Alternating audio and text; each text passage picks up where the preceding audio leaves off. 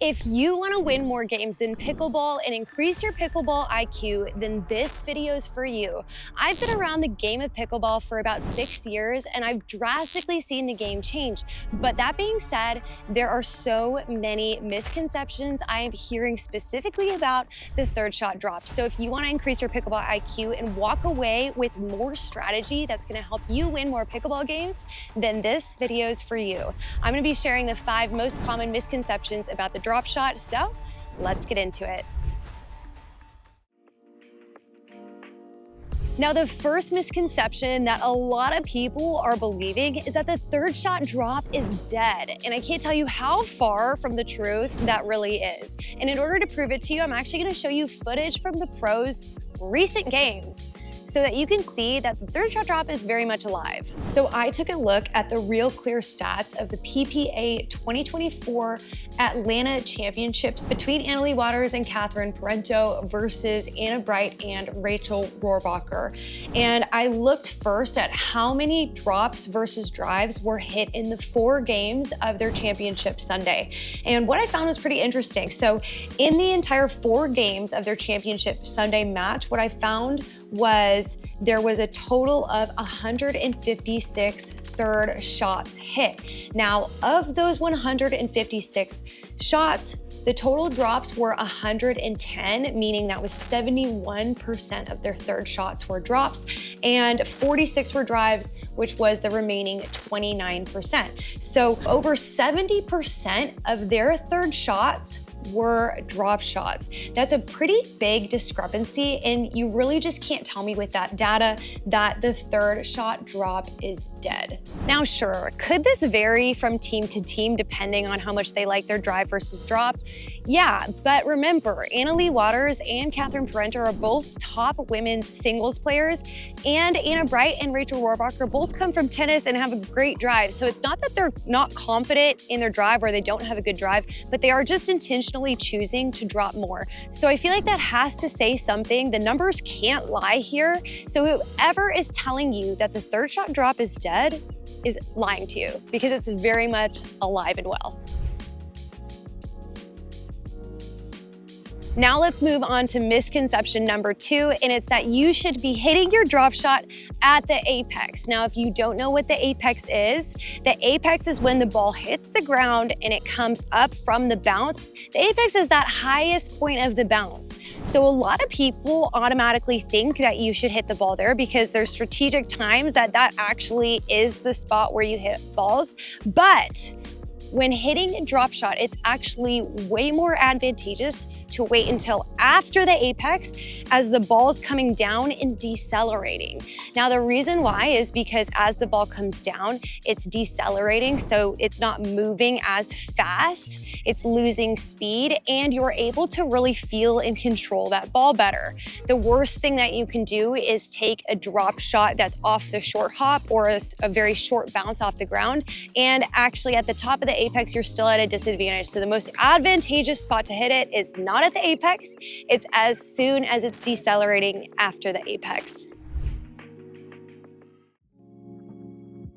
Now let's move on to misconception number 3. Now, this misconception drives me nuts when people say this about the drop shot, and I especially hear it from coaches, and it's that you need to hit the shot on your front foot. You guys, that's true some of the time, but in order to prove my point, I'm gonna again refer back to videos of the pros hitting their drop shot, so check this out. So now we're gonna go ahead and take a look at some footage. So here we go, we're gonna watch Annalie Waters hit this first one.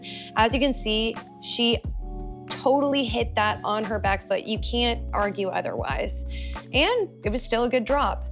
Now we're gonna watch Rachel Rohrbacher. She hits a drive and then immediately into a drop. Again, her weight's on her back foot. Now we're gonna watch Rachel again.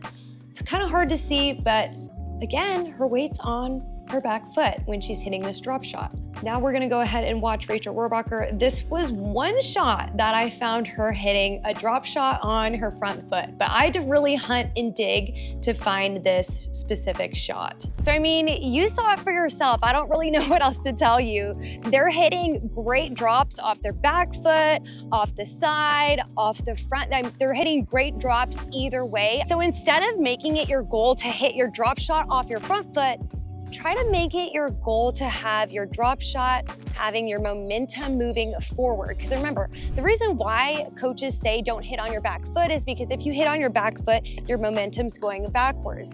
So they say hit on your front foot because it's harder for your momentum to be going backwards, but it's still possible. Look, my weight's on my front foot and my chest is still going backwards.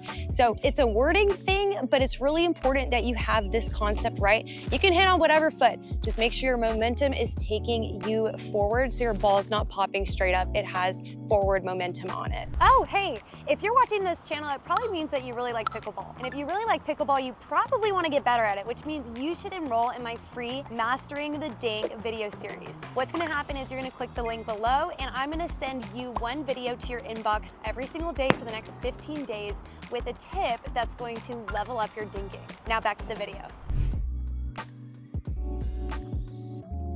The next misconception I want to talk about is how to classify a good drop shot. And you guys, this one drives me nuts because people will think as long as I land my drop shot in the kitchen, it's a good drop shot. And it's 1000% not true. It's not about where your drop shot lands, it's about what it allows your opponents to do. So, for example, if you hit a drop shot that lands past the kitchen, but it's low and your opponents have to put their paddle tip down to hit it, meaning they can't attack it out of the air coming down, that's a good drop shot, even though it didn't land in the kitchen. If you hit a drop shot that lands in the kitchen, but bounces really high and it's easy for your opponent to attack, it's not a good drop shot. So don't classify your drop shot good just because it lands in the kitchen.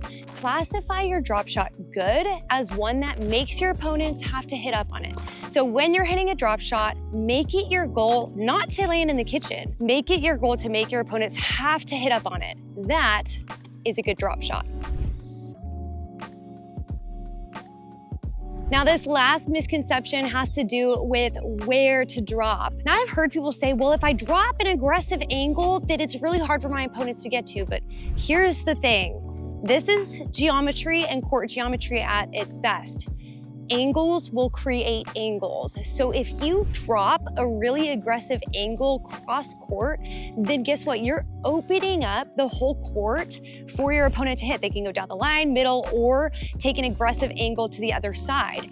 Now, here's the deal. If you drop towards the middle of the court, and now you are starting to shrink the court for your opponents to work with because they can't give aggressive angles to the side because the ball is going to be going out of bounds. So just know when you're dropping, have a strategy that says, I want to shrink the court for my opponents, meaning I'm not going to give crazy angles for my opponents to work for because there's an early threat, or they can just have a lot of the court to work with.